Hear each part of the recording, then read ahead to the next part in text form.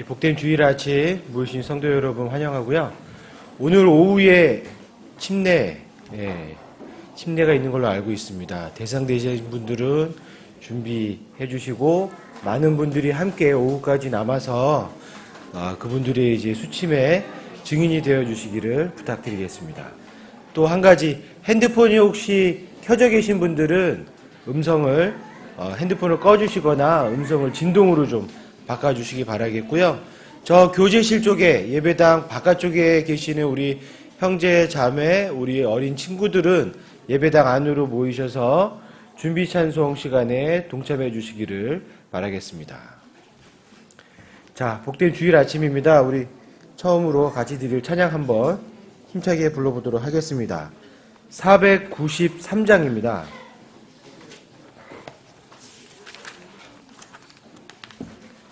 493장 내가 참 의지하는 예수 1, 2 간주 3, 4절 1절, 2절 그리고 간주하고 3절, 4절 들으시겠습니다.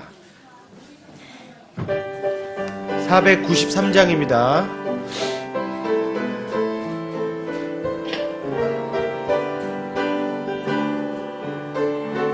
힘차게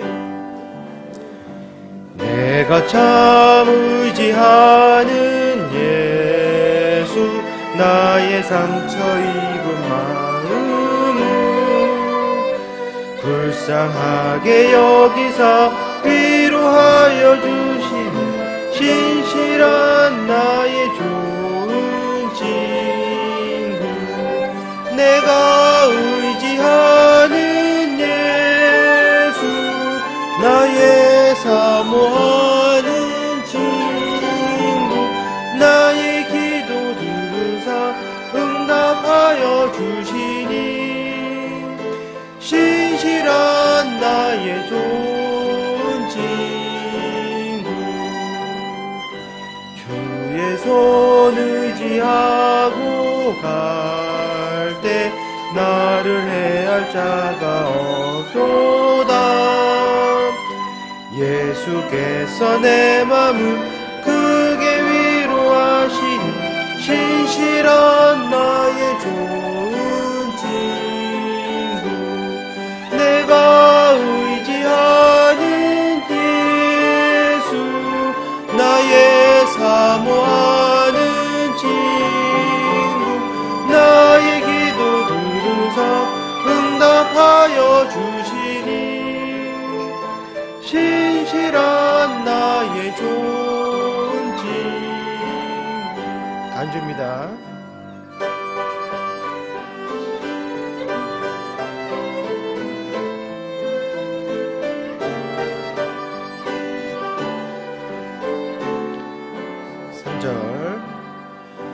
죽음의 요단강 물결이 나를 위협하며 흘러도 주가 인도하시니 어찌 두려워하랴 신실한 나의 좋은 친구 내가 의지하는 예수 나의 사모하는 친구 나의 기도 들으사 응답하여 주시니 신실한 나의 좋은 친구 이후에 본향 올라가서 모든 성도들과 다 함께 우리들을 구하신 주를 찬양하리라 신실한 나의 좋은 친구 내가 의지하는 예수 나의 사모하는 친구 나의 기도 들으사 응답하여 주시니 신실한 나의 좋은 친구 아멘. 다음 들으실 찬양은 375장입니다.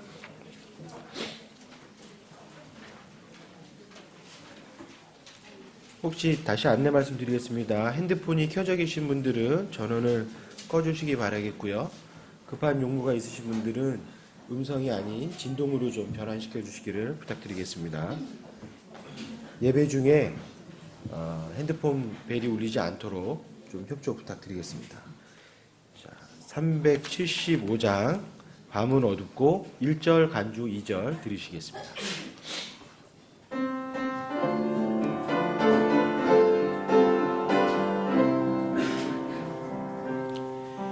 밤은 어둡고 날은 길어도 완전한 길로 주 날 인도해 근심이 오고 아픔이 커도 언제나 나는 주 섬기려네.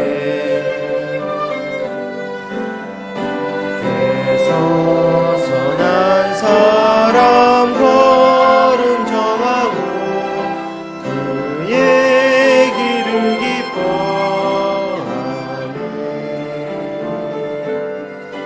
넘어져도 완전히 쓰러지지 않네.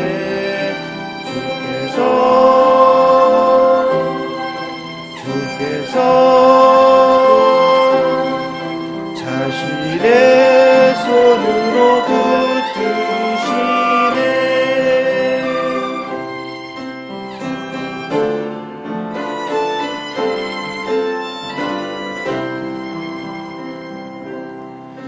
오 전능하신 주 작은 내가 넘어져도 주 신뢰하게 거룩하신 주 실수가 없네. 나 그리스도 닮기 원하네. 주께서 선한 사랑 걸음 정하고 그의 길을 기뻐하네. 넘어져도 완전히 쓰러지지 않네.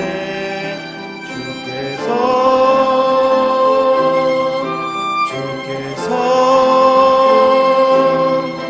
자신의 손으로 붙드시네. 아멘.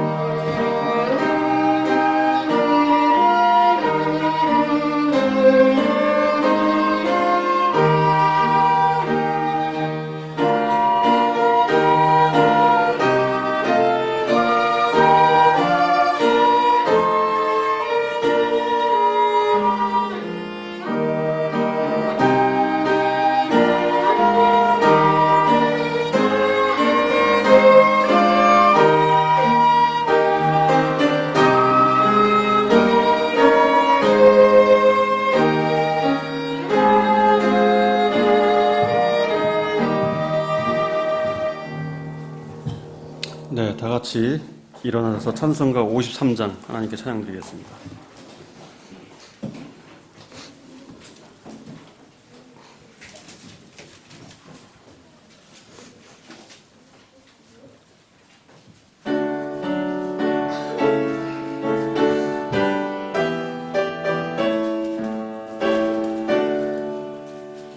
하늘에 가득 찬 영광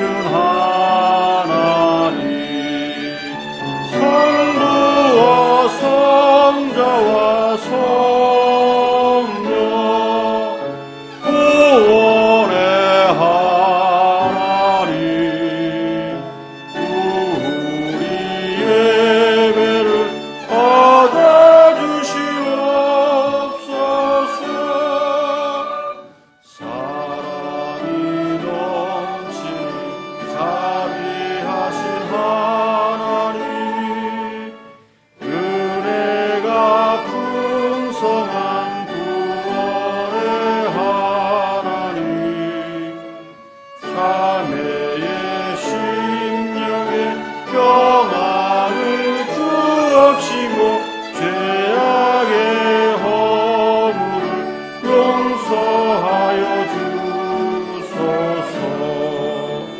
찬송과 영광과 생명 구원의 하나님, 우리 예배를 받아주시옵소서. 연약한 심령을 굳게 세워주시고 우울한 마음을 지혜롭게 하시고 주의 뜻 받들어 참되게 살아가며 주 말씀 따라서 용감하게 하소서. 본능과 지혜와 사랑 구원의 하나님, 우리 예배를 받아주시옵소서. 주 앞에 나올 때 우리 맘이 기쁘고 그 말씀 힘대어 희망 솟아오른다. 고난도 슬픔도 이해하옵시고 영원에 잇대어 살아가게 하소서. 우리의 자랑과 기쁨 구원의 하나님, 우리 예배를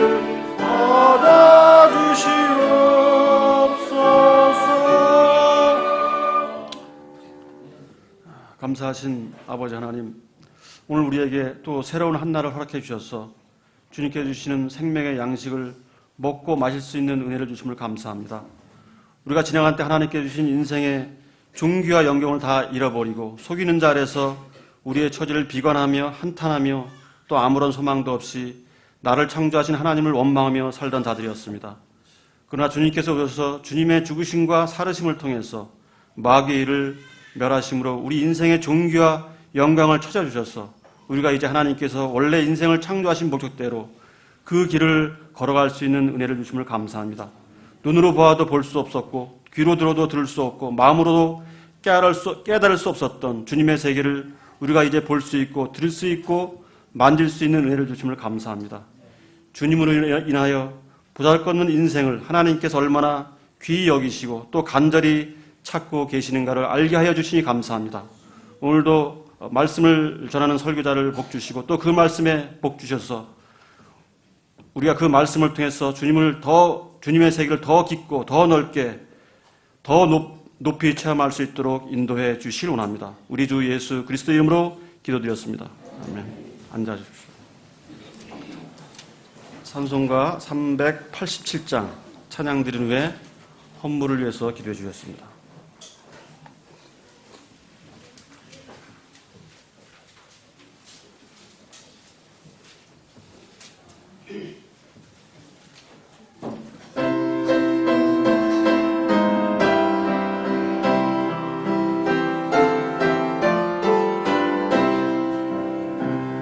나는 예수 따라가는 십자가 본 사람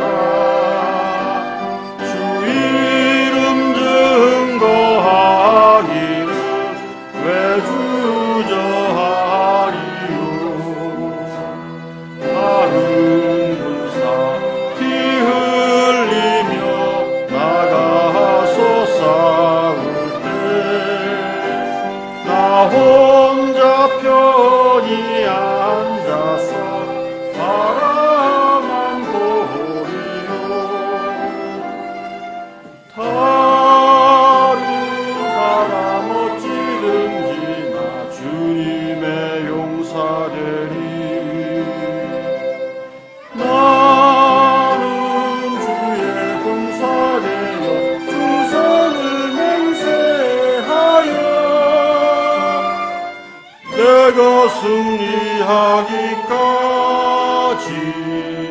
주 은혜로 싸우리. 주의 용사된 나에게 주의 일 맡기소서. 큰 싸움은 시작되어 용사를 부른다.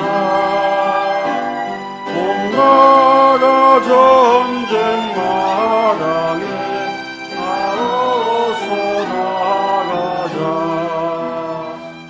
거룩하신 주님 위해 싸우러 나가자. 주님의 권능이 믿어 다 이길 때까지. 다른 사람 어찌든지 주님의 용사들이. 나는 주의 군사되어 충성을 맹세하여 내가 승리하기까지 주 은혜로 싸우리. 주의 용사된 나에게 주의 일 맡기소서. 그 승리의 영광 위에 싸워야 하리라. 주 말씀 나의 힘되니 번뇌할 것 없구나. 모든 싸움 이긴 후에 그날이 이르며 승전가 높이 부르며 영광 누리리. 다른 사람 어찌든지 나 주님의 용사되리. 나는 주의 군사되어 충성을 맹세하여 내가 승리하기까지 주 은혜로 싸우리. 주의 용사된 나에게 주의 일 맡기소서.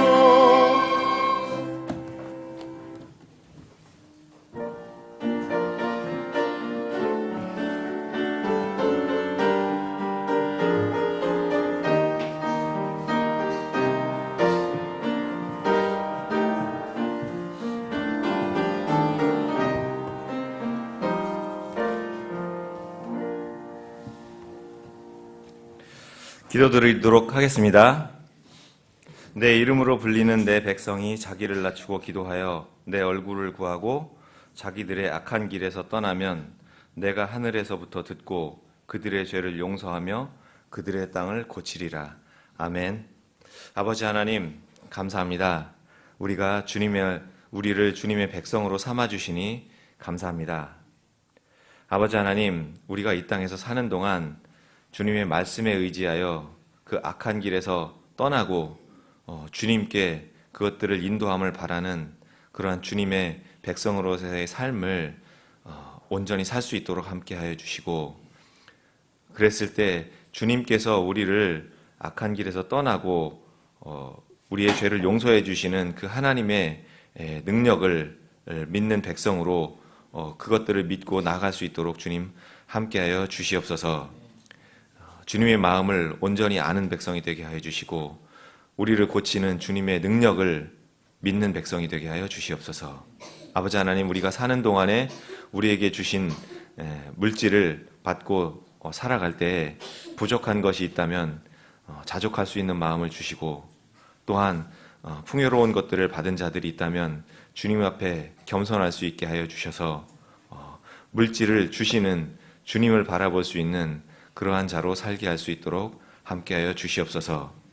물질의 노예가 되지 않게 하여 주시고 물질을 주관하시는 주님을 바라보며 살 수 있도록 함께하여 주시옵소서. 단에서 선포되는 설교자의 입을 통해 선포되는 주님의 말씀을 온전히 받을 수 있도록 하여 주시고 주님께서 우리에게 하시고자 하시는 그 마음이 우리에게 전달이 되어 감동이 되고 그것들을 따라 사는 그러한 주님의 선량한 백성이 될 수 있도록 우리의 발걸음을 인도하여 주시옵소서. 그러한 능력이 있으신 주님을 찬양드리오며 거룩하신 주 예수 그리스도의 이름으로 기도드리옵나이다. 아멘.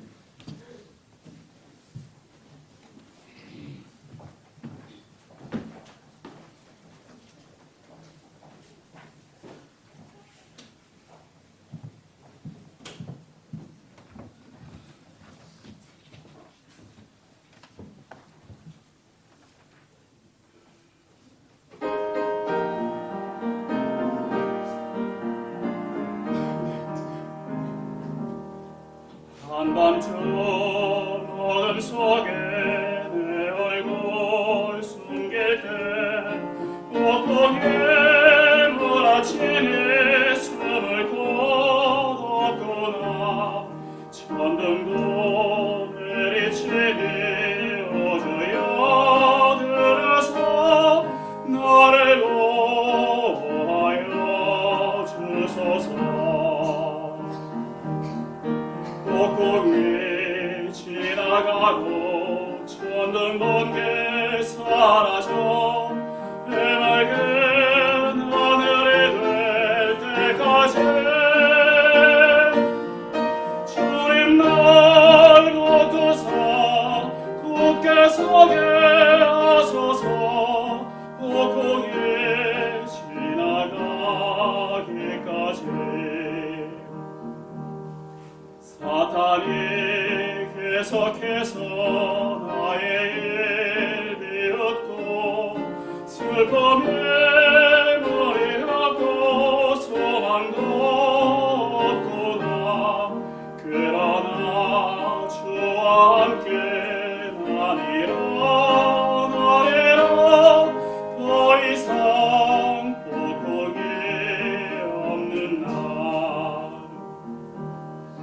폭풍이 지나가고 천둥 번개 사라져 해맑은 하늘이 될 때까지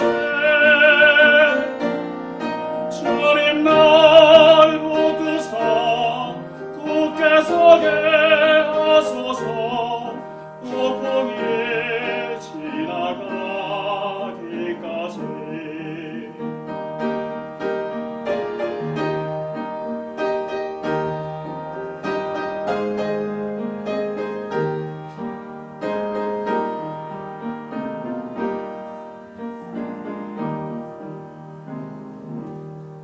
긴긴 밤 지나가고 폭풍이 없을 때 주 안에 화평한 곳 나를 세우소서. 유혹도 없는 그 땅 폭풍이 지난 후 주님과 거하게 하소서. 폭풍이 지나가고 천둥 번개 사라져 해맑은 하늘이 될 때까지 주님 날 붙드사 굳게 서게 하소서. 폭풍이 지나가기까지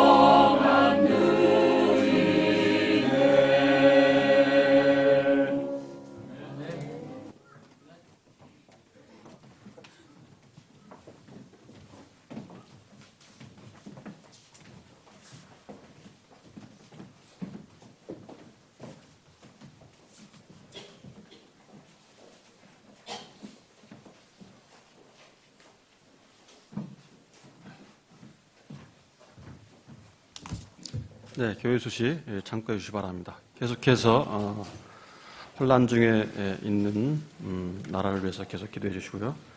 2번입니다. 오늘 오후에는 침례 예배를 드립니다. 그래서 해당 수침자 분들께서는 기도로 준비해 주시고요. 또 모두 참석해서 침례 증인이 되어 주시고 또 해당자들을 축하해 주시기 바랍니다. 다음 주일 오전에는 오늘 침례 받으신 분들의 입회 절차가 있겠습니다. 3번입니다. 오늘 침례 예배 관계로 목사님 기도 강해 설교는 다음 주에 연계해서 실시하겠습니다. 4번입니다. 계속해서 청소와 주변 전도는 자원자를 중심으로 실시하겠습니다. 자발적으로. 자, 이번 주 성경 암송 구절입니다. 시작. 내가 마음속으로 불법을 중히 여기면 주께서 내 말을 듣지 아니하시라. 시편 66편 18절 말씀.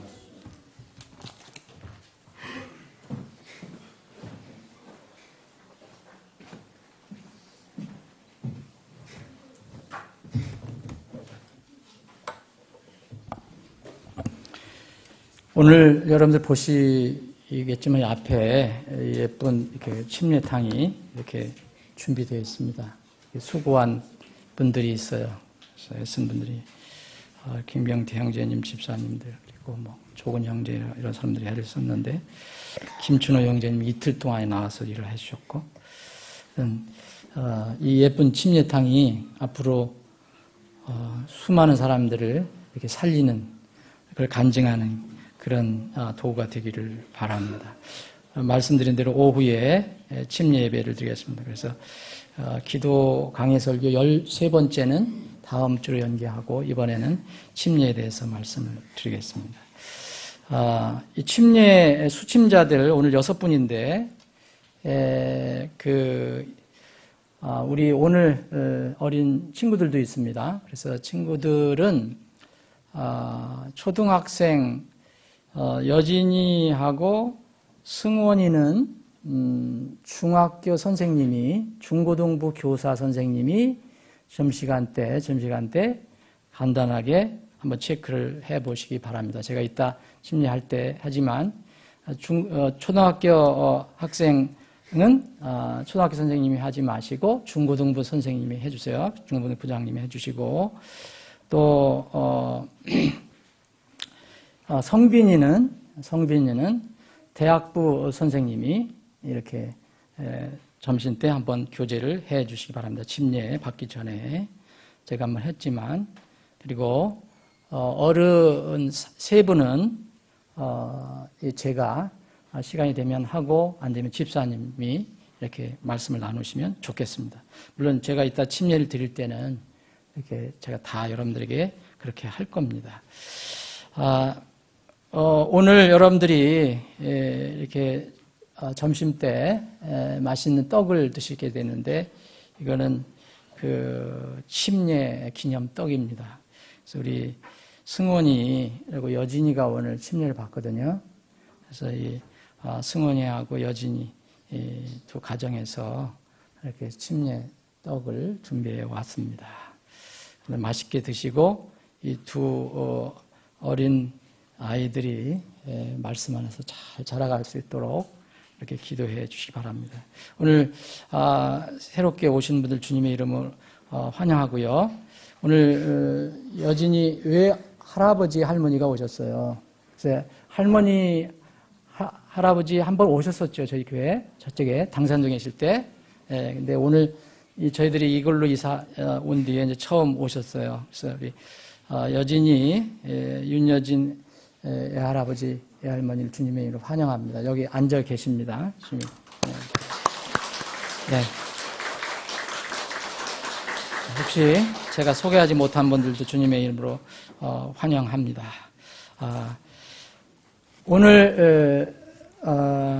오늘은 이렇게 인사하는 시간을 좀 오늘은 생략하겠습니다. 그래서 여러분들 주위에 있는 분들 한번 인사를 좀 하시죠. 그냥. 인사하시죠? 예, 감사합니다. 돌아가면서 악수하는 시간은 오늘은 이렇게 생략을 하겠습니다.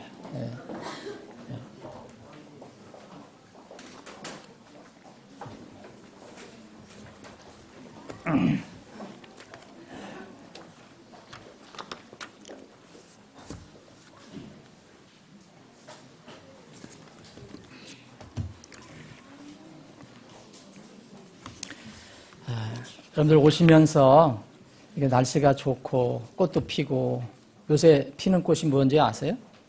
아세요? 네, 아카시아 꽃 어르신이 돼요. 아카시아 꽃하고 장미가 많습니다. 장미. 네, 이게 한강변을 따라서 이렇게 오다 보면 장미가 보이고요. 그리고 아카시아는 많이 피어 있습니다. 이 철 따라 이렇게 이런 것을 피게 하시는 정말 하나님이 꽃을 참 좋아하시는 것 같아요. 이 하나님께 감사를 드립니다. 매 주일날 이제 영등포를 떠나서 이제 이쪽 이 고촌으로 오는데 항상 보면 이제 그 한강 공원을 거쳐서 이렇게 오거든요. 그러면 많은 사람들이 이렇게 마라톤을 매주 하는 경우가 많아요. 마라톤. 그리고 뭐 하여튼 등산 가는 분들, 뭐 여러 가지 일들로 굉장히 많이 이렇게 활동을 하시는 분들 봅니다. 저는 어느 정도 한 10년, 20년 전까지는 우리나라가 기독교인이 뭐 3분의 1이니 반이니 이런 말까지 들렸었는데 그래서 참 교회 다니는 사람이 많다 이런 생각을 해봤는데 요새는 참 교회 안 다니는 사람들도 참 많구나 이런 생각을 하면서 왔습니다. 그래서 참 저는 오면서 이게 정말 꽃도 보고 아카시아 향기도 맡으면서 내가 가는 곳이 어딘가, 그러니까 이곳을 생각하면서 여러분들과 만나서 교제하고 하나님을 경배하고 찬양하고 이게 참 마음에 참 감격이 되고 두근거려집니다. 여러분들은 어떨지 모르지만 제가 꼭 목사라서 그런 게 아니고 정말 그 구원받은 기쁨과 감격이 있는 사람은 이것을 아마 느끼실 것입니다. 오늘 우리가 나눌 말씀은 하나님의 집에 관해서 한번 생각해 보려고 합니다. 여러분 오늘 지금 와 앉아 계신 곳이 하나님의 집입니다. 하나님의 집은 나에게 무엇인가? 오늘 그래서 구약성경 시편 122편을 보겠습니다. 오늘 서지 않고 그냥 앉아서 읽겠습니다. 여러분들이 앉아서 읽으시더라도 하나님 말씀을 이렇게 경외하고 존경하는 마음이 있어야 됩니다. 여러분 미국 교회를 가시면 반드시 성경을 읽을 때 일어서십니다. 네, 일어서세요. 근데 우리가 앉아서 읽는다고 하나님 말씀을 가볍게 보는 건 아닙니다. 그래서 또 일어선다고 해서 반드시 하나님 존경하는 사람들은 아니거든요. 근데 일어서는 마음으로 그렇게 일어서지 않을 때는 그런 마음으로 꼭 읽으시기 바랍니다. 하나님 말씀이 우리의 존경의 대상이 되어야 합니다. 122편입니다. 시편 122편. 자, 이 시편 122편은 다윗이 지은 시입니다. 여기 9절 정도 되어 있는데 길지 않습니다. 다 읽는데 여러분들과 제가 읽을 부분을 함께 읽을 부분을 말씀드리겠습니다. 1절하고 9절입니다. 이 부분은 여러분들과 제가 함께 읽고요. 2절부터 8절까지는 제가 빠른 속도로 읽겠습니다. 자, 먼저 1절 읽습니다. 시작합니다. 그들이 내게 말하기를 우리가 주의 집으로 들어가자 할 때 내가 즐거워하였도다. 제가 읽겠습니다. 오 예루살렘아 우리 발이 네 성문 안에 서리로다. 예루살렘은 전체가 탄탄한 도시로 건설되었도다. 지파들 곧 주의 지파들이 주의 이름에게 감사를 드리려고 이스라엘의 증언을 향하여 거기로 올라가나니 주께서 심판의 왕자들 곧 다윗의 집의 왕자들 거기에 두셨도다. 예루살렘의 화평을 위하여 기도하라. 너를 사랑하는 자는 형통하리로다. 네 성벽 안에는 화평이 있고 네 궁궐 안에는 형통이 있을지어다. 내가 내 형제들과 친구들을 위해 이제 말하리니 내 안에 화평이 있을지어다. 9절 함께 읽습니다. 주 우리 하나님의 집으로 인하여 내가 내 복을 구하리로다. 아멘. 오늘 여러분들과 제가 나눌 오늘 말씀의 제목은 하나님의 집으로 인한 축복이라는 제목을 달았습니다. 하나님의 집으로 인한 축복. 아버지 하나님, 오늘도 저희들에게 이런 믿음을 주심을 감사합니다. 많은 사람들은 산으로 들로 바다로 건강을 위해서, 즐거움을 위해서, 또 친구 사이 교제를 위해서, 아니면 여러 가지 육신의 즐거움을 위해서 분주히 나가 있습니다. 근데 우리는 지금 이 자리에 앉아 있습니다. 주님, 우리에게 이런 믿음을 주신 것을 감사합니다. 믿음이 없이는 우리가 행할 수가 없습니다. 오늘 특별히 주님께서 이곳으로 불러주시고 함께 주님 찬양하고 경배할 수 있게 하신 이 의미를 저희들이 상고해 보기를 원합니다. 하나님의 집, 주의 집의 그 의미를 생각해 보기를 원합니다. 주님, 우리에게 지혜를 주시고 이 말씀이 우리 모든 듣는 영혼 가슴에 다 분명하게 확실하게 심겨지는 시간이 되게 하여 주옵소서. 거룩하신 예수님의 이름으로 기도합니다. 아멘. 오늘 여기 이 본문 말씀에서 보면 주의 집이 나오죠. 하나님의 집이 나옵니다. 이 주의 집, 하나님의 집은 구약의 성막 혹은 성전을 의미합니다. 성전이라 성막이다 그러면 성자가 들어갑니다. 성은 거룩하다는 뜻입니다. 그래서 거룩한 집이라는 의미죠. 이런 집에는 당시에는 이방인은 출입이 불가능했습니다. 이방인은 누굴 얘기하죠? 이스라엘 사람이 아닌 사람들.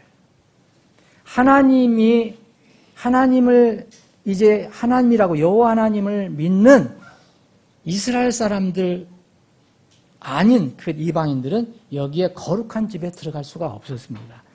뭐만 허용했느냐면 뜰에 가는 것만 허용을 했습니다. 그러나 이스라엘 백성들은 출입이 가능했습니다. 이곳을 들어가려면 성막이든 성전이든 들어가려면 제일 먼저 그 문을 통과해서 번제단을 들어가야 됩니다. 번제단을 통과합니다. 번제단은 예수님께서 우리를 위해서 죽으신 그런 예표입니다. 만날 매일 거기에 양들이 죽어갑니다. 그 번제단을 거쳐서 이제 성소로 들어가게 됩니다. 성소로 들어가면 또 성소를 거쳐서 지성소로 들어갑니다. 지성소로 들어가면 지성소에 하나님의 임재를 나타내는 법궤라는 것이 있습니다. 법궤. 이 법궤 위에는 또 이 법궤 위에는 뭐가 있었냐면 시은좌라는 게 있었습니다. 풀어서 말씀드리면 긍휼의 자리라는 것입니다. 여기 양쪽에 천사가 그런 형상을 가지고 내려다보는 그런 이 법궤 시은좌가 있습니다. 하나님께서는 이런 성막과 성전을 만드시고 이스라엘 사람들에게 이렇게 명령하십니다. 내가 너희들을 이 성막과 성전에서 만나겠다라고 얘기하십니다. 하나님은 무소부재하신 분입니다. 그렇죠? 어디든 계신 분입니다. 하나님이 사람들이 지은 그곳에만 계실 수 있습니까? 어디든 계실 수 있는 분입니다. 그럼에도 불구하고 하나님께서는 이스라엘 백성에게 성막, 다음에는 성전을 지으신 뒤에 내가 그곳에서 너희들을 만나겠다라고 말씀하십니다. 출애굽기 25장을 보면 이런 말씀이 있습니다. 이 성막을 지으라고 말씀하시면서 출애굽기 25장에 보면 8절에 보면 또 내가 그들 가운데 거하도록 그들이 나를 위해 성소를 만들게 하라. 이 모세에게 명령한 겁니다. 또 너희는 내가 네게 보여주는 모든 것에 따라 성막의 양식과 성막의 모든 기구의 양식대로 그것을 만들지다. 그대로 하나님께서 명령하신 대로 만들어라. 내가 거기에서 너희들 만나겠다. 22절 보면 거기서 내가 너와 만나고 긍휼의 자리 위, 곧 증언궤 위에 있는 두 그룹 사이에서 너와 대화하되 내가 이스라엘 자손을 위해 내게 명령으로 줄 모든 것에 관하여 대화하리라. 이렇게 하나님께서는 이 성막 성소, 특별히 지성소에 있는 법궤 그 쉬운 자에 관해서 이렇게 말씀하셨습니다. 구약의 성막과 성전, 그리고 성전 안에 있는 여러 가지 기구가 있습니다. 성전 안에 이런 물두멍도 있었어요. 큰 물두멍이 있었습니다. 이런 모든 여러 가지 기구, 촛대든 여러 가지 이런 기구들은 예수 그리스도, 성막, 성전 그 자체도 마찬가지고 예수 그리스도와 그분께서 하시는 역할, 그분의 사역, 그것을 예표하고 설명해 주는 것입니다. 성막 공부를 하면은 전부 예수님을 찾아낼 수 있습니다. 하나님께서 지금 말씀하십니다. 모세에게 너희들은 성막을 짓고 거기에 내가 지으면 내가 거기에 너희들과 만나겠다. 그 지성소 법궤 위에 임하시던 바로 그 하나님께서 이제 지금으로부터 2000년 전에 그 하나님께서 우리 몸을 입으시고 이 땅에 오셨습니다. 이스라엘 백성에게 내가 거기서 너희들을 만나겠다고 하신 그 하나님이 몸을 입으시고 우리의 몸을 입으시고 이 땅에 오셨습니다. 그게 성탄절입니다. 그게 임마누엘입니다. 그 예수님께서 오셔서 뭐라고 하셨느냐면은 내 몸이 내가 육을 입고 이 땅에 왔는데 내 몸이 바로 참 성전이다 말씀하셨습니다. 여러분 이 의미를 정말 깊이 생각해 보셔야 됩니다. 구약, 신약 나누지 마시고 성경은 나눠져 있지만 분명히 구약도 하나님 말씀이고 신약도 하나님 말씀입니다. 자, 요한복음 2장에 보면 이런 말씀이 있습니다. 2장 18절 보면 이에 유대인들이 그분께 응답하여 그분께 이르되 내가 이런 일들을 행하니 우리에게 무슨 표적을 보이겠느냐. 예수님이 하나님이심을 믿지 않는 유대인들은 이렇게 표적을 좀 보여달라, 좀 기적, 멋있는 기적을 보여달라라고 얘기합니다. 그럴 때 예수님께서 그들에게 대답하여 이르시되 이 성전을 헐라. 예수님 계셨을 때는 거기에 헤롯 성전이 있었습니다. 이 성전을 헐라 사흘 안에 내가 그것을 일으켜 세우리라 하시니 유대인들이 오해를 했습니다. 이에 유대인들이 이르되 이 성전을 짓는데 46년이 걸렸거늘, 헤롯 성전 지을 때 46년 걸렸거든요. 내가 그것을 사흘 안에 세우겠느냐? 이렇게 공격을 합니다. 그러니 주님께서 21절 보면 그러나 그분께서는 성전인 자기 몸을 가리켜 말씀하셨더라. 여러분, 이 성전을 헐라, 나를 죽이라, 내가 사흘 안에 다시 그것을 일으켜 세우리라. 너희들이 일으켜 세우는 게 아니다. 내가 스스로 일어날 것이다. 하나님 아버지께서 일으켜 세우실 것이다. 하나님은 우리 몸을 입고 이 땅에 오셨습니다. 그분이 예수 그리스도입니다. 그 예수님께서 내가 참 성전이다 말씀하셨습니다. 예수님은 말씀 그대로 죽으셨다가 3일 만에 부활하셨습니다. 이제는 그 성막 되시고 성전 되시고 성전의 성소가 되시고 지성소가 되신 분, 또 지성소의 법궤, 언약궤, 그 언약궤 위에 긍휼의 자리, 시은좌가 되시는 바로 그 주님께서 교회를 세우시고 교회의 머리가 되셨습니다. 너는 베드로라. 내 위에 세우는 게 아니고 내가 이 반석 위에 교회를 세우리니. 이 반석은 예수 그리스도를 의미합니다. 지옥의 문들이, 내 교회를 세우리니 지옥의 문들이 이기지 못하리라. 바로 예수님께서 내 교회를 세우셨다고 말씀하셨습니다.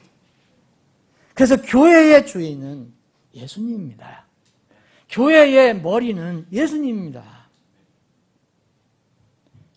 이제 예수 그리스도를 믿고 구원받은 사람은 다 하나님의 성전이 된다는 거 여러분들 아시지요?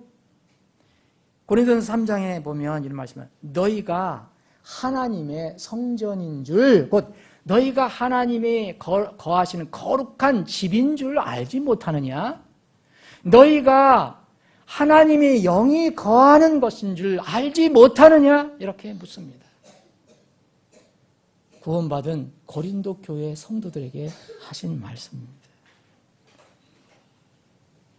지금은 예수 그리스도를 믿은 사람들은 하나님이 거하시는 거룩한 집이 됩니다. 각자 여러분들이 거룩한 집입니다. 이 집이 모여서 뭐가 이루어집니까? 바로 지역 교회를 이루는 겁니다. 개별 성전이 모여서 교회가 되는 것입니다.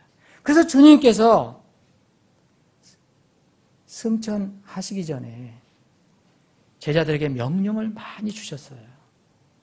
그 사도들은 주님부터 계시를 받고 특히 바울 사도는 그 많은 편지에서 어떻게 얘기하냐면 바로 이 교회가 내가 남겨놓은 몸이다라고 얘기합니다.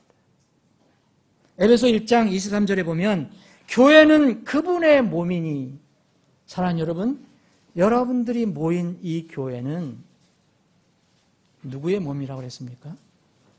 예수 그리스도의 몸입니다. 이건 제가 말하는 게 아닙니다. 하나님께서 말씀하시는 겁니다. 교회는 그분의 몸이니 곧 모든 것 안에서 모든 것을 충만하게 하시는 분의 충만이니라. 여러분 충만한 거 다른 데 가서 찾으실 이유가 없습니다. 주님의 몸 안에서 찾아야 됩니다. 구약의 성막, 성전, 물론 신약의 교회와는 다릅니다. 구약의 성전, 성막은 이스라엘 선민들이 모인 곳이었습니다. 그러나 그들이 경배하는 대상은 똑같습니다. 구약의 성전, 바로 신약교회의 그림자입니다. 다윗과 같은 그래서 구약 성도들은 오늘 본문 우리가 살펴보는 시편 120편 이 시편은 바로 다윗이 기록한 것입니다. 하나님의 감동을 받아서 기록한 것입니다. 다윗과 같은 구약의 성도들은 무엇을 중요시 여겼습니까? 성전을, 성막을 바로 법궤가 있는 곳, 그곳을 하나님의 집으로 불렀습니다. 신약의 교회, 여러분들이 지금 앉아 계신 이 곳도 분명히 예수님만 머리라면 사람이, 목사가 이 교회 머리가 아니고 목사가 이 주인이 아니고 또 어떤 특별한 권세 있는 사람이 교회의 주인이 아니고 정말 예수님이 머리시고 예수님이 주인이라면 이 신약교회도 하나님의 집입니다. 디모데전서 3장 14절 15절에 이런 말씀이 있습니다. 바울 사도가 사랑하는 젊은 사역자, 목회자 디모데에게, 디모데는 그때 당시 에베소 교회를 담임하고 있었던 사역자였습니다. 이 디모데에게 이 바울 사도가 편지를 씁니다. 멀리 떨어져 있었습니다. 이 디모데는 지금 에베소 교회를 섬기고 있었습니다. 이 바울 사도가 디모데에게 준 편지가 있습니다. 디모데전서 3장 14절 15절에 보면 내가 속히 너에게 가기를 바라노니 그래서 이 글을 쓴다. 이 편지를 쓰노라. 바라면서 이 편지를 쓰노라. 그래서 내가 빨리 가기를 원한다. 그러나 내가 오랫동안 지체하면 내가 네게 알려줄 것이 있다. 네가 하나님의 집에서 어떻게 처신해야 할지 알게 하려 하노니 편지를 왜 쓰냐 그랬습니까? 왜 쓴다고 그랬습니까? 디모데가 하나님의 집에서 어떻게 처신해야 할지 알게 하려고 내가 하나님의 집에서 어떻게 처신해야 할지 알게 하려 하노니 이 집은 바로 그 집은 네가 있는 그 집은 살아계신 하나님의 교회요 진리의 기둥과 터니라. 이거는 하나님께서 바울 사도를 통해서 알려주신 말씀입니다. 여러분 이렇게 귀한 말씀을 정말 한번 잘 기억해 보시기 바랍니다. 이 지상에 어떤 곳, 어떤 기관도 하나님께서 진리의 기둥과 터라고 한 곳이 없습니다. 하나님께서 어떤 곳을 하나님의 집이라고 말씀하신 적 없습니다. 어떠한 곳, 다른 곳을 하나님의 교회라고 말씀하신 적이 없습니다. 바로 디모데가 섬기고 있었던 에베소 교회, 그 교회를 하나님의 집이요, 하나님의 교회요, 진리의 기둥과 터라고 말씀하신 것입니다. 이스라엘 백성은 이 하나님의 집 중심으로 살았습니다. 이들이 이 성전 중심, 하나님의 집 중심의 삶을 떠났을 때 항상 고난이 왔습니다.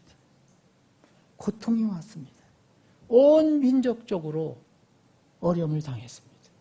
나중에는 포로까지 되어갔습니다. 나라가 망하기도 했습니다. 공식적인 이 지상의 신약의 첫 교회는 예루살렘 교회입니다. 예수님께서 세우신 예루살렘 교회. 당시는 여러분들 사도행전 읽어보시면 이 예루살렘 교회가 어디서 모였냐면 아직도 무너지지 않고 있었던 로마가 아직 쳐들어오지 않은 때였잖아요. AD 70년에 이 예루살렘 성전은 무너졌거든요. 그 전까지는 성전으로 그냥 건물이 있었습니다. 근데 이미 예수님께서 오셔서 교회를 세우셨어요. 구원받은 사람들을 교회로 모셨다는 겁니다. 근데 이 사람들이 어디서 모였느냐면 사도행전을 여러분들 읽어보시면 3장 같은 걸 보면 그 성전 한 부분에서 모인 것을 알 수 있습니다. 성전으로 다 모인 것을 알 수 있습니다. 사도행전 3장을 보면 이제 베드로와 요한은 이제 그 성전으로 올라갑니다. 기도할 시간이 돼서 올라갑니다. 아마 거기에 교회 모임이 있었을 것입니다. 교회는 건물이 아니고 구원받은 후 침례 순종한 사람들이 모인 곳이라는 것은 여러분들이 아실 것입니다. 사도행전 2장을 보시면 교회에 사람들이 어떻게 더해졌느냐. 베드로가 복음을 선포합니다. 너희들 회개하라. 예수를 믿어라. 하루에 3,000명이 놀랍게 예수를 믿는 놀라운 역사가 일어났습니다. 초세기에 일어난 일입니다. 이때 이야기합니다. 침례를 받고 이들이 곧 침례를 받고 교회에 다 더해집니다. 그때 이미 있었던 사람들은 120명 정도 있었습니다. 예루살렘 교회가. 그날 그래서 예루살렘 교회는 3,120명이 됐죠.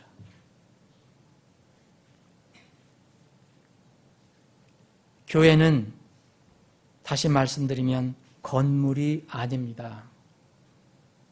무슨 건물 보고 교회라고 하면 안 됩니다. 거기에 있는 사람들이 교회입니다. 믿는 사람들이 믿었습니다. 베드로가 복음을 선포했습니다. 그것을 받아들였습니다. 죄인인 것을 다 인정하고 이 죄를 어떻게 처리할까? 우리가 어찌할꼬 할 때 주 예수를 믿어라. 회개하라. 그럼 너희들이 구원을 받는다. 구원을 받은 사람들이 생겼습니다. 그들이 교회를 들어와야 됩니다. 어떻게 들어옵니까? 그들이 침례를 받게 되었습니다. 침례를 받고 교회에 들어왔습니다. 사랑하는 여러분, 우리가 눈으로 보이는 이 지역 교회에 들어오는 유일한 방법은 세례문답하고 들어오는 게 아닙니다. 직분 받는다고 들어오는 게 아닙니다. 일정 기간 교육 훈련 받는다고 들어오는 게 아닙니다. 목사가 인정했다고 들어오는 게 아닙니다. 하나님은 딱 한 방법밖에 알려주시지 않습니다. 구원받아야 되고 구원받은 사람이 하나님께서 명령하신 침례에 순종하는 겁니다. 물론 침례 받기 전에 구원받으면 하늘에 갈 수가 있습니다. 여러분, 주님의 교회와 하나님의 왕국은 다르다는 걸 여러분들 분명히 아셔야 됩니다. 요한복음 3장에 나와 있는 하나님의 왕국은 거듭나면 들어갈 수 있는 것입니다. 물과 성령으로 2번 태어나면, 사람이 다시 한번 거듭나면 하나님의 왕국에 들어갈 수 있습니다. 그게 하나님의 왕국입니다. 그건 우리 눈에 보이지 않습니다. 그런데 주님의 교회는, 바로 예수님께서 세우신 교회는 바로 이렇게 지역에서 보이는 사람들이 모여서 이루는 것입니다. 침례 어떤 그 양식으로 우리는 오늘 오후에 이제 물침례합니다. 제가 오후에 다시 말씀을 나눌 겁니다. 구원받고 물침례에 순종해서 들어왔습니다. 여러분, 저는 여러분들 마찬가지겠지만 성경 말씀 외에는 저는 신뢰하지 않습니다. 만약 성경 말씀과 어떤 사람이 얘기하는 것이 두 가지 이게 서로 틀리다면 저는 아무리 훌륭한 사람이라도 그 말은 안 따릅니다. 저는 하나님 말씀을 따릅니다. 제가 혹시 때로는 이해가 안 되더라도 저는 그냥 하나님 말씀을 따릅니다. 여러분 잘 생각해 보십시오. 성경은 잠긴 물침례, 곧 이제 베프티즘이라는데 이 밥티즘 외에는 방법을 인정하지 않습니다. 찾을 수가 없습니다. 여러분 아무리 성경을 찾아보십시오. 그래서 이 지역교회는 이 교회에 이 성경이 나와 있는 교회에 사도행전에서 쭉 보면 교회 사람들이 침례받는 내용은 다 이런 물속에 들어가는 침례였습니다. 그래서 여러분들 초세기 교회는요, 사실 그런 의미에서 보면 다 베프티스트였습니다. 이 말 여러분들 오해 안 하셨으면 좋겠습니다. 지금은 교파가 많으니까 너는 뭐냐 이렇게 얘기하지만 우리는 그런 교파를 얘기하는 게 아닙니다. 침례 성도를 이야기합니다. 세례 교도나 이런 용어는 우리에게 맞지 않습니다. 우린 침례 성도입니다. 침례 교도도 침례 성도로 부르면 좋겠습니다. 성도라고 하지 교도라고는 하지 않습니다. 성경에 분명히 세인트라고 얘기하잖아요. 성도. 거룩하게 된 백성들이라는 뜻입니다. 무리라는 뜻입니다. 여러분들이 교회를 찾아보면, 교회 들어온 사람들 보면 초세기 교회는 다 베프티스트였습니다. 곧 침례 신앙을 믿었던 침례 성도들이라는 거예요. 다른 것을 찾아볼 수가 없습니다. 여러분, 예수님의 길을 6개월 전부터 예비했던 침례 요한도 물침례를 주었습니다. 여러분, 요한이 침례를 받는 장소가 어디였는지 아셨죠? 어디 아시죠? 요단강. 왜 요단강이었습니까? 물이 많았기 때문이라고 합니다. 요한복음 3장 23절에 보면 이 에논이라는 곳, 요단강 근처에 에논이 물이 많았다. 물이 많아서 거기 침례를 줬다 얘기합니다. 예수님도 물침례를 받으셨습니다. 제자들도 침례를 받았습니다. 물침례를 받았습니다. 물론 침례를 받는다고 구원은 아니죠. 침례는 구원의 간증이 고백입니다. 그러나 교회에게 주님께서 명령하신 아주 중요한 규례입니다. 예수님께 제자들에게 이제 승천 직전에 명령하신 거 기억하시죠? 그러므로 너희는 가서 모든 민족들을 가르치고, 그죠? 가르치라는 것은 복음을 전하라는 겁니다. 그리고 아버지와 아들과 성령의 이름으로 그들에게 뭘 주라고 했습니까? 침례를 주고, 두 번째 명령. 세 번째 명령은 내가 명령한, 분부한 모든 것들을 다 그들에게 가르쳐 지키게 하라. 예수님께서 승천하시기 직전에 주신 명령입니다. 이것을 우리는 지상 대명령이라고 하잖아요. 마태복음 28장 19절 20절 말씀. 복음 전도 제일 앞에 섰습니다. 그 다음에 복음 전도를 받아야 되는 사람 침례. 그 다음에 성장을 위한 교육과 훈련을 시켜라. 교회에게 주신 것입니다. 우리가 신앙생활에서 관습과 타성에 따라서 아무 생각 없이 그냥 반복적으로 성경을 통해서 한번 살펴보지 않고 계속 반복적으로 그냥 하는 것들이 있습니다. 그 중에 하나, 여러 가지가 있습니다. 그 중에 하나가 바로 이런 침례에 관한 겁니다. 세례에 관한 겁니다. 생각해보지 않습니다. 성경이 그런가? 한번 생각해보지 않습니다. 또 하나는 우리는 하나님을 어떻게 사랑하고 섬기는가? 이것은 사람들이 많이 생각을 안 합니다. 지상 공생애 때 지역교회를 세우신 분이 바로 예수님입니다. 베드로가 아닙니다. 바울이 아닙니다. 유명한 교황이 세운 것도 아닙니다. 대통령이 세운 것도 아니에요. 누가 세웠다 그랬습니까? 내가 이 반석 위에 내 교회를 세우리니 예수님이 말씀하신 겁니다. 이 지옥계를 세우신 분이 바로 주님입니다. 이 땅에 계셨을 때 그 승천 전에 예수님의 최대 관심사가 뭐였을까요? 교회였습니다. 육신을 이기지 못하고 주님을 부인한 베드로가 나타나죠. 난 죽어도 예수님을 따르겠습니다.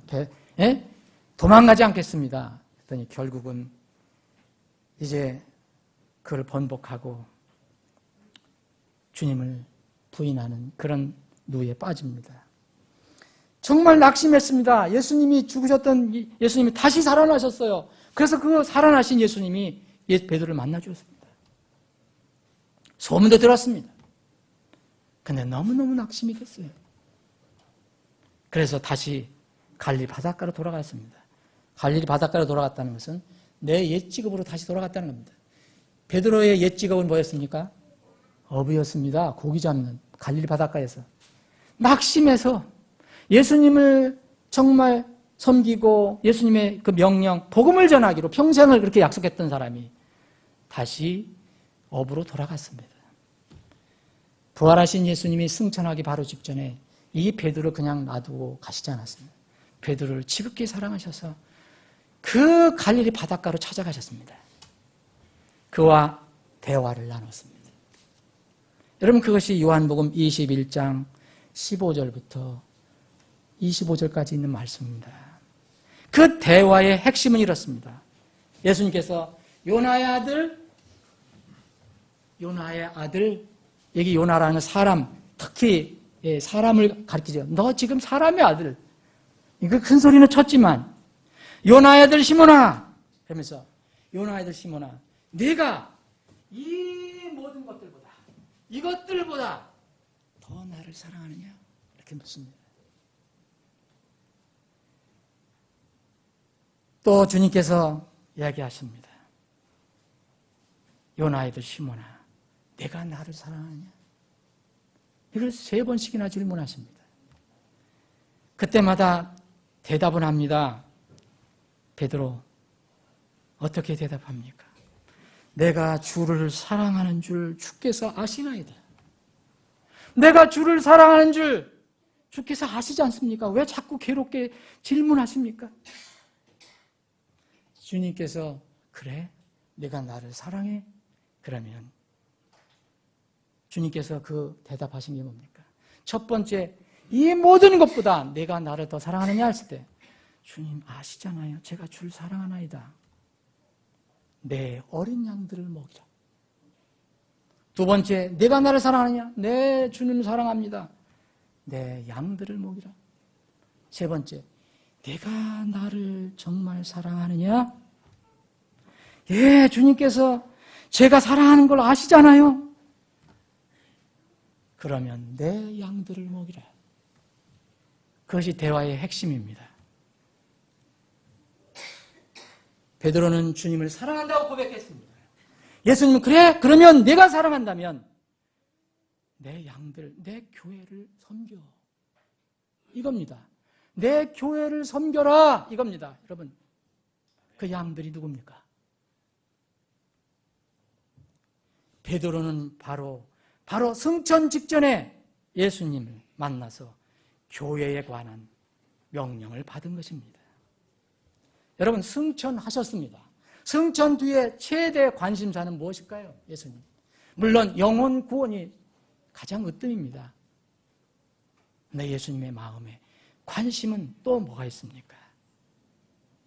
여전히 지상에 계셨을 때와 또 바로 직전에 부활하시고 승천하기 직전에 가지셨던 그 관심, 승천하신 뒤에도 똑같습니다. 여러분, 반모섬에 귀양살이를 간 사도 요한이 있었습니다. 주님께서 그에게 계시한 것이 바로 요한계시록입니다. 요한계시록은 여러분 주제가 이겁니다. 세상 마지막 종말을 가리킵니다. 종말에 예수님께서 오셔서 이 세상을 심판하신다는 겁니다. 곧 가까이 왔습니다. 주님 재림이 거기에 주제입니다. 수신자는 누굽니까, 여러분? 수신자는 누구죠? 7 교회입니다. 7 교회. 당시에 사도 요한이 살아있었을 때 그 소아시아 지방에 있었던 7 교회입니다. 이 7 교회, 지역 교회들. 그런데 그 계시를 받은 날이 바로 요한계시록 1장 10절에 보면 사도 요한이 계시를 받은 날이 뭐라 하냐면 주의 날이라고 되어 있습니다. 주의 날이 무슨 날인지 아시죠? 바로 오늘 여러분들이 오늘 주님을 섬기는 바로 오늘입니다. 주의 날. 주님의 마음에 온통 가지고 있는 것이 무엇인가 여러분들 생각해 보십시오. 7 교회에 이 엄청난 계시를 주신 것입니다.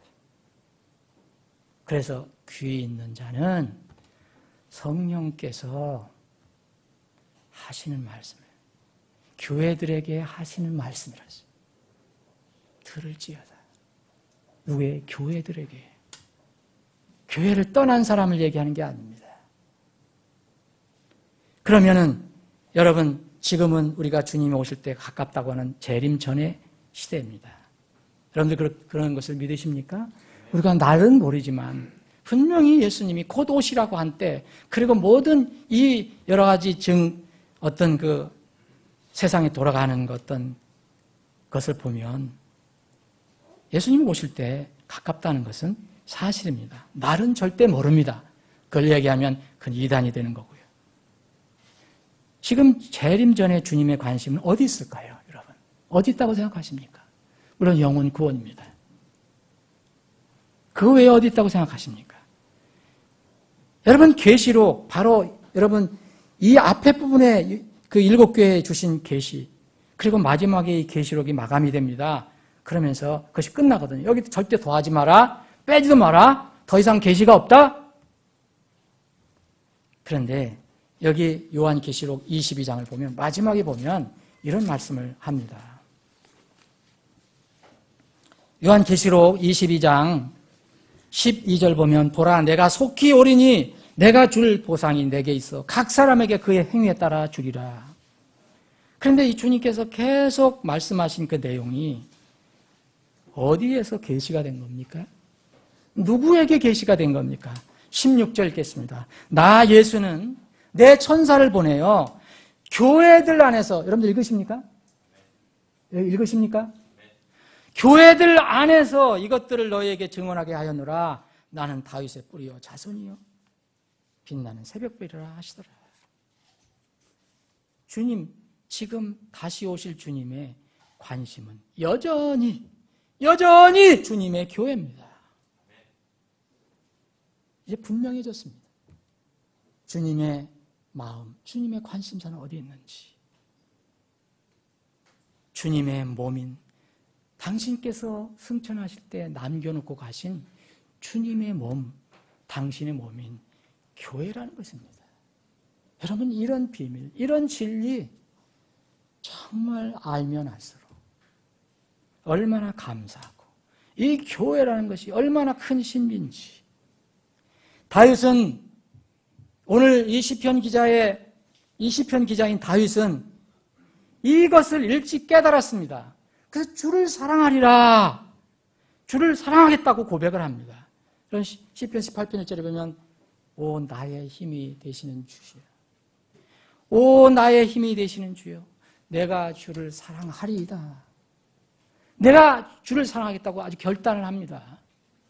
근데 이 시편 기자 다윗이 절절히 쓴 글을 보면 거의 대부분 성전과 성막과 연결이 되어 있습니다. 그 중에 하나가 오늘 121편입니다. 122편입니다. 여러분, 120편부터 시편 119편은 이제 말씀에 관한 큰 긴 장이고요. 120편부터 120편 보면은 그 위에 위로 올라가는 노래라는 타이틀이 있습니다. 근데 이게 쭉 나와 있습니다. 위로 올라가는 노래, 위로 올라가는 노래, 위로. 이게 어디까지 계속이 되느냐면 134편까지 계속이 됩니다. 여러분, 전부 15편입니다. 이걸 보고 위로 올라가는 노래, 시편이라고 합니다. 도대체 위로 올라가라는 게 뭡니까? 위로 올라가는 게 뭘까요? 여러분, 이 성경을 잘 읽어보시면, 자, 오늘 다시 본문 말씀 보겠습니다. 그들이 내게 말하기를 우리가 주의 집으로 들어가자 할 때 내가 즐거워하였도다. 여러분, 이 다윗이 이야기하는 주의 집이 어딜까요? 성전인 줄 아시죠, 여러분? 바로 하나님의 임재가 있다고 하는 그 성전인 줄 아시죠? 그런데 이 시편은 또 이스라엘 백성들이 아주 이 귀하게 여기고 많이 애우고 노래했는데 언제 했느냐? 포로로 잡혀가서. 그들은 성전을 잃어버렸습니다. 고향을 이제 잃어버렸습니다. 나라를 잊어버렸습니다. 먼 나라 갔어요. 한 번도 이제 성전에 가서 예배를 드릴 수가 없는 처지가 되었습니다. 이제 놀랍게 고레스 왕이 다시 돌아가라는 명령을 내립니다. 거기서 생각합니다. 야, 거기 아름다운 성전, 우리가 예배드렸던 그 성전. 시편 126편이 바로 나옵니다. 위로 올라가는 노래 또 나오잖아요. 주께서 시온에 포로된 것을 되돌릴 때 우리가 꿈꾸는 자들 같아도다. 우리가 예배가 회복이 되는구나. 우리가 하나님을 예배할 수 있는 기회가 다시 생기는구나. 이 시편 기자는 온통 하나님의 집에 마음이 가 있습니다. 오늘 시편 120편은 바로 그겁니다. 이것은 우리에게도 지금 해당이 됩니다. 이건 소위 얘기하면 순례자의 기도라고도 합니다. 시편 올라가는 노래를 순례자, 그 성전을 바라보면서 하나님이 계신 것을 바라보면서 힘들게 이 세상 길을 걸어가는 사람들.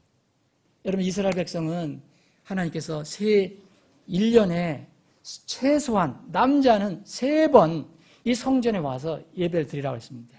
절기. 여러 절기가 있었지만 7절기 중에서도 특히 세절기, 이 세절기는 반드시 와라 그랬어요. 남자들이 다 가족을 끌고 와야 됩니다. 오순절, 그리고 이 6월절, 오순절, 성막, 장막절, 이럴 때는 반드시 왔습니다. 이들이 그때마다 멀리 자기 고향에서 그 성전을 향해서 올라갈 때 이 노래를 불렀다고 합니다. 그 가는 과정에는 여러 가지 어려움이 있을 수 있습니다. 고난도 있을 수 있습니다. 그러나 그것을 뚫고 그날을, 그 장소를 생각하며 걸어갔습니다. 그래서 올라가는 노래입니다. 이 9절에 보면 주 우리 하나님의 집으로 인하여 내가 네 복을 구하리로다. 다윗은 복은 바로 하나님의 집에서 나온다. 진리의 기둥과 터가 되는 데서 나온다. 바로 하나님의 집에서 나온다는 것을 알았습니다. 저는 1993년에 이제 시골에서 자비랑 목회를 하고 있었습니다. 자비랑 목회를 했었습니다, 그때는. 그때가 10월이었습니다. 10월이었는데, 그럼 제가 이번에 진도 여기서 침몰 사건 때문에 생각이 났습니다. 그때 제가 시골에서 목회하는 지역이 거기서 가까웠습니다. 그때 무슨 일이냐면 주일이었습니다. 기억을 합니다. 저는 쌍십절이라고 기억을 합니다. 쌍십절 아시죠? 10월 10일. 그때 마침 주일이었습니다. 근데 그때 제가 섬기는, 제가 이렇게 이끌던 그 교회의 한 자매가, 멀리서 오는 자매인데 그 자매 동생인가 조카가 있는데, 구원받은 조카가 있는데 교회를 등한히 합니다. 그래서 그 자매가 늘 기도했었습니다. 그런데 그날 우리가 예배를 다 끝났는데 그 소식이 들어왔습니다. 서해 페리오 침몰 사건, 여러분 아시죠? 그때가 주일입니다. 그때 조사해 보니까 한 360명이 탔는데 290명이 죽었어요. 290명이 죽었어요. 엄청나게 죽었어요. 근데 그 대부분의 간 사람들이 뭐냐면 다 행락객들이었습니다. 대부분. 그리고 그 중에 많은 사람들이 그 좋은 그 섬에 가서 이렇게 낚시를 하려고 간 겁니다. 근데 그 자매 동생이 바로 그날 구원받은 사람인데 낚시를 하러 그 배를 탔었습니다. 근데 그 배에서 영 나오질 못했습니다. 전 그걸 잊어버리질 않습니다. 이 서해 에페리온은 이번 그 진도는 주중에 일어났지만 그때는 그 주일날 저희들이 예배를 드리고 나서 소식을 들었기 때문에 절대 저는 안 잊어버립니다. 그 수는 내가 몇 명인지 정확히 몰랐지만은 그건 잊어버릴 수가 없습니다. 그 자매가 그렇게 기도를 했는데 물론 구원받았으니까 하늘에는 가겠죠. 사랑하는 여러분, 말씀을 한번 정리를 해보겠습니다. 사랑하는 여러분, 여러분들 아내를 사랑하십니까? 임성환 형제 아내 사랑하세요? 이금미 자매님은 남편 사랑하세요? 대답은 참 잘하십니다. 감사합니다. 정말 자녀 사랑하십니까?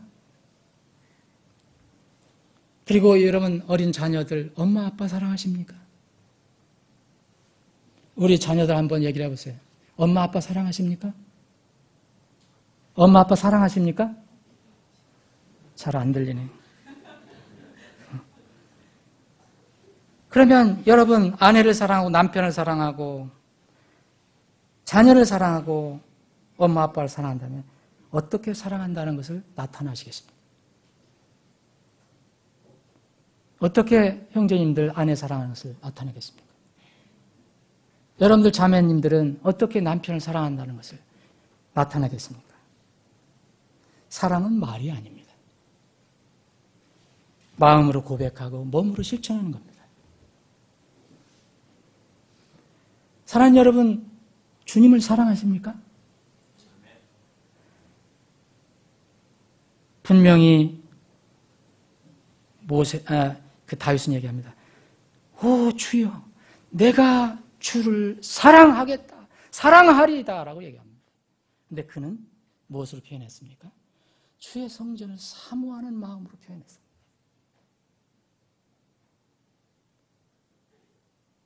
주님을 사랑한다고 하면서 그분께서 오시기 전에 주님의 몸으로 남겨놓고 가신 그 몸을 사랑하지 않으면 사실 그것은 공허한 고백입니다. 저는 이 말씀을 준비하면서 저도 많이 마음이 어쩌면 무거웠습니다. 정말 주님을 사랑한다고 하면서 그분이 그렇게 간절하게 얘기하시는 주님의 몸에 대한 전혀 관심이 없는 그것은 정직하지 못한 고백입니다. 하나님 사랑은 결코 주님의 몸과 분리해서 생각할 수 없습니다. 진리이신 주님을 우리가 믿습니다. 주님을 사랑하는 것은, 진리의 주님을 사랑하는 것은 지상에서 유일한 진리의 기둥과 터인 하나님의 집, 교회를 사랑하는 것으로 증명하지 않고서는 다른 방법이 없습니다. 이 진리에서 바로 이 시대에 많은 그리스도인들이 떨어져 나가 있습니다. 정말 이게 안타까운 것입니다. 관심이 없거나 무시합니다. 참으로 안타깝습니다. 사랑하는 여러분, 저는 이 설교를 준비하면서 제가 정말 기도하면서 주님께 간절히 기도하며 결단한 게 있습니다. 주님께서 저를 전임 사역에서 은퇴하게 하시면 수년 내든 불원간이든 하여튼 은퇴하게 하시면 일반 성도로 바른 말씀, 바른 구원을 전하는 바른 교회와 운명을 함께 하겠습니다. 또 하나, 도시에서 제가 더 이상 사역을 할 수 없게 되면 침례신앙을 고수하는 교회, 바로 주님이 세우신 교회, 성경적인 그 교회, 이 교회나 동일한 침례신앙을 가진 사람들이 모여있는 곳으로 저는 갈 것입니다. 그곳에서 저는 주님 오실 때까지 매일 주님을 예배하며 전도하며 찬양하며 살 것입니다. 저는 전임 사역으로 부르심을 받을 때 그 고투, 그 고뇌와 그 싸움, 그 영어로 스트러글이라고 하는 이거를 저는 잊을 수가 없습니다. 세상 일을 내려놓고 이걸 하려고 할 때 절대 잊지 않습니다. 그래서 저는 아무리 좋은 환경, 아무리 좋은 조건을 누가 제시해도 주님의 교회를 섬길 수 없는 곳이라면 저는 절대 가지 않을 것입니다. 곤궁하고 힘들어도 주님의 집에 거할 수 있으면 저는 그것으로 만족하고 감사할 것입니다.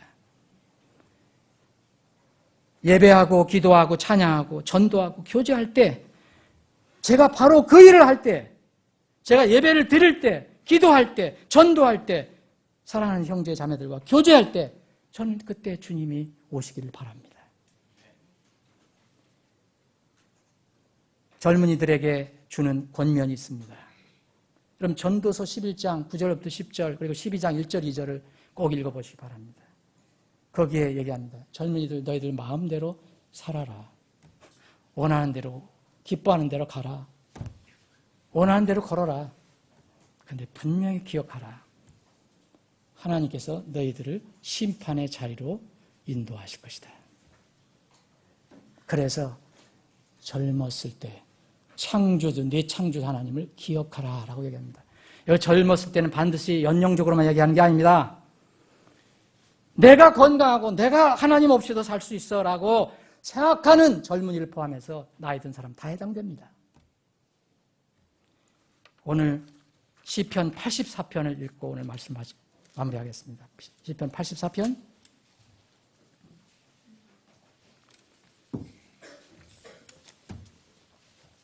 제가 읽겠습니다.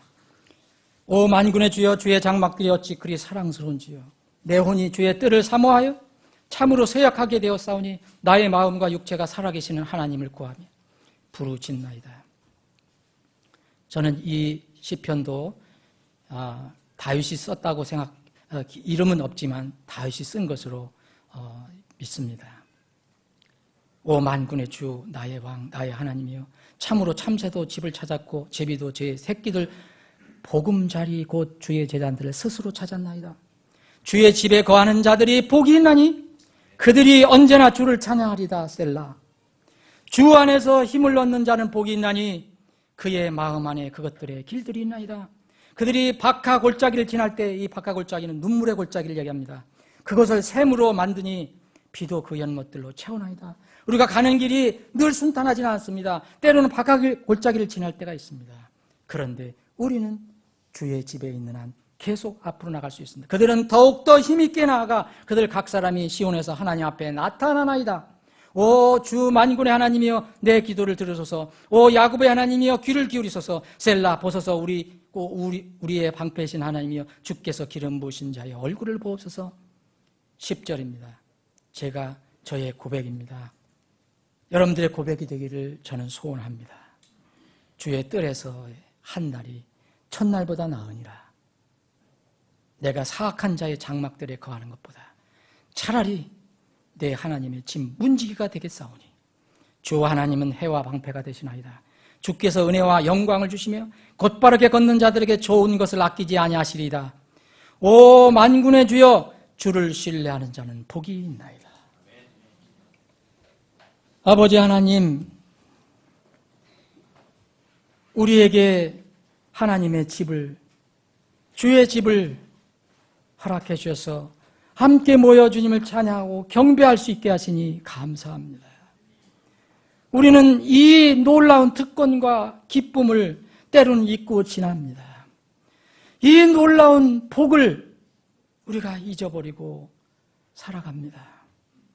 주님, 이 엄청난 복을 우리에게 허락해 주심을 감사합니다. 우리에게 하나님의 집, 하나님의 교회, 진리의 기둥과 터가 우리에게 있다는 이 사실이 얼마나 감격스러운 일입니까? 시편 기자의 고백처럼 세상 그 어느 것보다도 아무리 나에게 좋아도 세상 그 사악한 자의 장막들에 거하는 것보다는 하나님의 집 차라리 문지기가 되겠다는 것이 이 시편 기자의 고백인데 이것이 우리의 진정한 고백이 되기를 간절히 소원합니다. 주의 집에 거하는 자는 복이 있나니 언제나 주를 찬양한다고 했습니다. 주님, 우리에게 이런 복을 허락해 주심을 감사하며 다시 한번 주님 오실 때까지 이 땅에 계셨을 때에도 교회를 지으시고 사랑하셨고 성천하시기 전에도 교회에 대한 명령을 주셨고 또 이제 계시를 주셨을 때 요한에게도 그런 계시를 주셨으며 마지막 오기 가깝다고 하시는 이때에도 우리에게 주신 말씀에서 교회들 안에서 이 말씀을 증언하셨다고 말씀하셨습니다. 이 놀라운 진리를 우리가 잊지 않고 주님 오실 때까지 간직하고 주님의 몸 안에서 승리하는 우리 교회가 우리 지체들이 다 되게 하여 주시옵소서. 거룩하신 예수님의 이름으로 기도합니다. 아멘.